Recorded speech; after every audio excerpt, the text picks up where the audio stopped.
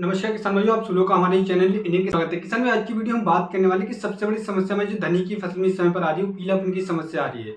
तो आज की वीडियो हम जानने की कोशिश करेंगे कि ये किन कारणों की वजह से आता है, हम किस प्रकार से ठीक कर सकते हैं। तो इसके लिए आप इस वीडियो को पूरा अंत तक देखते रहिएगा।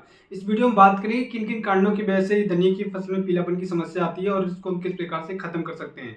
तो इसके लिए आप इस वीडियो को पूरा अंत तक देखते रहिए। यदि आप हमारे चैनल पर नए हैं तो कृपया करके हमारे चैनल को सब्सक्राइब करना बिल्कुल भूलिएगा। तो आइए हम शुरू करते हैं दोस्तों।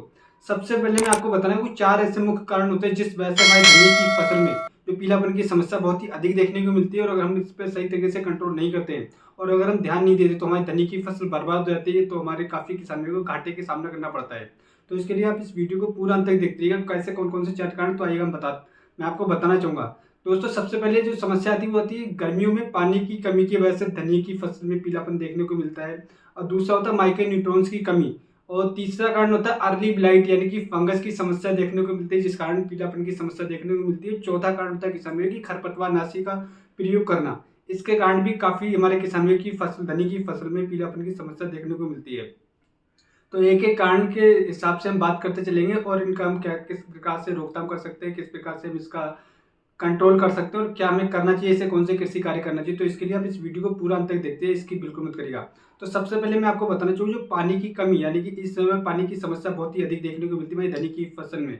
तो इसको हम किस प्रकार से पहचान सकते हैं कि हमारी जो धनी की फसल में पानी की कमी है। तो सबसे पहले मैंने आपको बताया था, बहुत सारे वीडियो बता चुका हूँ कि पहले तो अपनी जमीन में चेक कर लें कि अगर आपकी फसल में लड्डू बनना तो ठीक है, और नहीं तो आपको लग रहा है कि आपकी जमीन में दरारें बन चुके हैं और हमारे धनी की फसल में पानी की कमी देखने को मिल रही है, तो आप धनिया की फसल में सिंचाई अवश्य करें। दूसरा मेन कारण होता है इसकी जो पुरानी पत्तियां यानी कि नीचे की जो पत्तियां होती है वो पीली दिखाई देती है यानी कि सूखने लग जाती है। तो आप इस ये देख कर भी आप पहचान सकते हैं कि आपके धनिया की फसल में पानी की कमी है। तो आपको हर तीसरे से चौथे दिन यानी कि इस समय पर जो मई जून का महीना चल रहा है, इस समय पर धनिया की फसल में हर तीसरे से चौथे या फिर 5वें दिन में आपको सिंचाई अवश्य करना है। ज़्यादा नहीं, हल्की सिंचाई तो अवश्य करना है। तो आपको ध्यान रखना है, अगर आपकी धनिया की फसल में अगर आपको ऐसा लग रहा है तो आपको सिंचाई अवश्य करें। अब बात करते हैं दूसरा कारण होता है माइक्रो न्यूट्रॉन्स की कमी, क्योंकि माइक्रो न्यूट्रॉन्स की कमी के कारण काफ़ी अधिक हमारी धनिया की फसल में समस्या देखने को मिलती है। इसको हम किस प्रकार से पहचान सकते हैं, तो दोस्तों मैं आपको बताना चाहूँगा कि हमारी जो धनिया की फसल आपने देखा कि जो ऊपर की कलियाँ बनती है, ऊपर के नए पत्ते आते हैं, वो पत्ते आपको पीले देखने को यानी कि पीले दिखाई देंगे। तो इस कारण आप पहचान सकते हैं कि जैसे गर्मी में अगर बात करूँ कौन से माइक्रो न्यूट्रॉन्स की कमी होती है, गर्मियों में जो मैग्नीशियम होता है उसकी कमी ज़्यादातर देखने को मिलती है। जो बरसात का मौसम में बारिश हो रही है फिर भी हमारी धनिया की फसल में पीलापन देखने को मिलता है, तो फेरस की कमी से ये समस्या देखने को मिलती है। तो इसके लिए आप मैग्नीशियम का प्रयोग करके आप धनिया की फसल में पीलापन को खत्म कर सकते हैं। जैसे कि मैंने आपको पहले बताया कि ऊपर की पत्तियां आपको लग रही है सूखी है, तो आप मैग्नीशियम का प्रयोग करें। अगर आपको बरसात के महीने में भी आपको पीलापन ऊपर की पत्ती आपको पीली देखने को मिले तो आप फेरस की कमी देखने को मिलेगी, फेरस की पूर्ति अवश्य करें। अब बात करें तीसरा जो मेन कारण होता है जिसके हमारे किसान भाई ठीक से इसे नहीं पहचान पाते हैं, जिसके कारण हमारे धनिया की फसल में बहुत ही अधिक पीलापन देखने को मिलता है, वो होता है किसान में अर्ली ब्लाइट यानी कि फंगस की समस्या। फंगस की समस्या को हम किस प्रकार से पहचान सकते हैं, दोस्तों मैं आपको बताना चाहूँगा। आपको धनिया की पत्ती में देखा हुआ नीचे की जो पत्तियां होती है 3 से 4, उसमें आपको गोल गोल पीले धब्बे, ब्लैक कलर के, ब्राउन कलर के धब्बे दिखाई देंगे। तो आपको पहचान जाना कि आपकी धनिया की फसल में फंगस का अटैक हो चुका है, अर्ली ब्लाइट का अटैक हो चुका है। तो आपको इस समय पर क्या करना है, तो दोस्तों आपको इस समय पर कम से कम एक बार, कम से कम 1 से 2 बार, यानी कि अगर आपको लग रहा है कि एक बार कम से कम आपको टोबोकोनाजोल, हेक्साकोनाजोल, जो भी जोन जोल नाम के प्रोडक्ट हैं, तो आपको इसका स्प्रे करना है। जैसे कि अगर आप इसका स्प्रे नहीं करते हैं तो आपकी जो समस्या धीरे धीरे बढ़ जाएगी, पूरा धनिया आपका बर्बाद हो जाएगा। तो आपको कम से कम एक बार स्प्रे टोबाकोनाजोल, हेक्साकोनाजोल का प्रयोग कर सकते हैं। जैसे मैं आपको बताना चाहूँगा कि जैसे कि या फिर एक कॉम्बिनेशन आता है जिसमें 10% टोबाकोनाजोल और करीब 65% सल्फर होता है, वो आता है यानी कि स्वाधीन नाम से एक मार्केट में आता है। तो आप उसका स्प्रे कर सकते हैं। अगर बात करें उसकी डोज की, तो डोज आपको 300 ग्राम लेना है 1 एकड़ के लिए, और करीब 250 से लेकर 300 लीटर पानी में घोल तैयार करके आपको स्प्रे कर देना है। और आपके साथ में एक यानी कि इफ्को की अगर आप सागरिका ले लेते हैं तो आपको इसको बेहतर रिजल्ट देखने को और ज़्यादा ज़बरदस्त मिलेगा।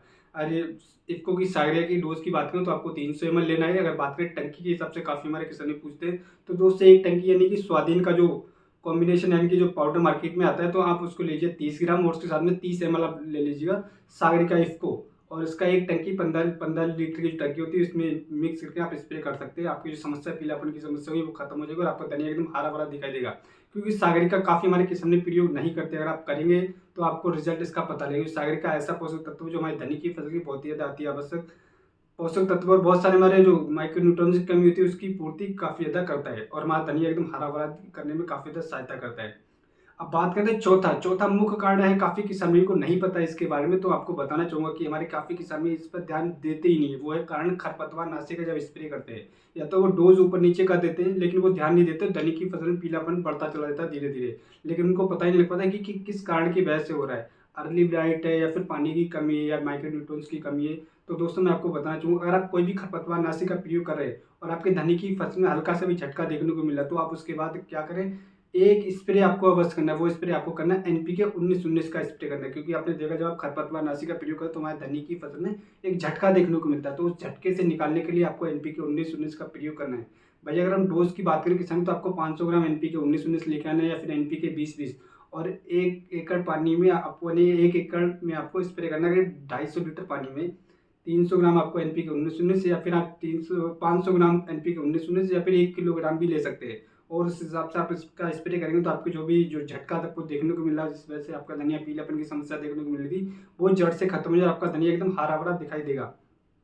तो दोस्तों मैंने जो आपको इसमें 4 मुख्य कारण बताया था, अगर आप इन 4 कारणों की अगर पहचान लेते हैं और आप सही तरीके से सही समय पर इसका प्रयोग कर दें, तो अपनी धनिया की फसल को पीलापन से बचा सकते हो, अपनी धनिया की फसल से बेहद अच्छा पैदावार ले सकते हो और धनिया की अधिक उत्पादन भी ले सकते हैं। और आप अगर आपका धनिया देखने में अच्छा होगा, हरा-भरा होगा, तो आपको मार्केट से अच्छे प्राइस भी मिलेंगे। तो आप इस तरीके से अपने धनिया की फल से अच्छा मुनाफा, अच्छा पैसा कमा सकते हो। तो उम्मीद करता हूँ दोस्तों वीडियो आपको हमारा पसंद आया होगा।